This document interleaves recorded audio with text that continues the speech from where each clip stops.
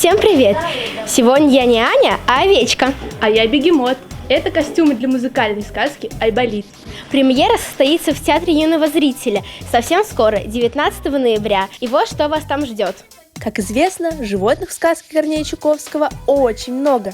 Интересно, каково это говорить голосом совы или прыгать так же ловко, как обезьянам? Трудно. Это же не человек, это животное, это птица. Моя сова умная, и поэтому у нее немножечко такой низкий голос.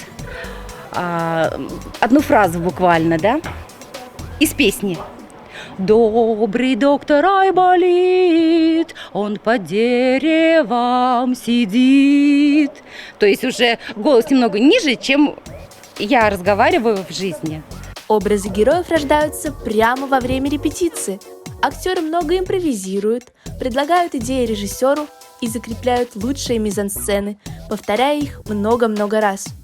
Если брать мою роль Айболита, то ветеринары, они немножко, наверное, странные люди, странные врачи, потому что у них немножко другая специфика или немножко другая специфика работы. Это нужно любить и животных, это нужно полностью отдавать им все свое время, посвящать им. Обычно ветеринары такие делают, наверное, очень крутые ветеринары. Удивительно, но в спектакле будут работать и анимационные артисты. Их усердно прорисовывают художники-мультипликаторы, а художники-декораторы работают над одеждой для сцены. Так называют кулисы. Перед вами будущие джунгли.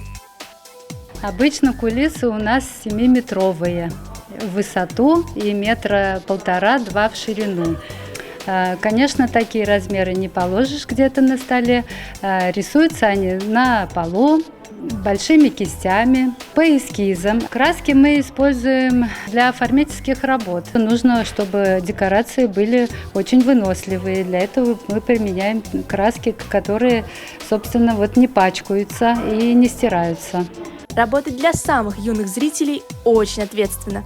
Но мы уверены, команда театра юного зрителя сможет удивить не только детей, но и их родителей. С нетерпением ждем премьеры!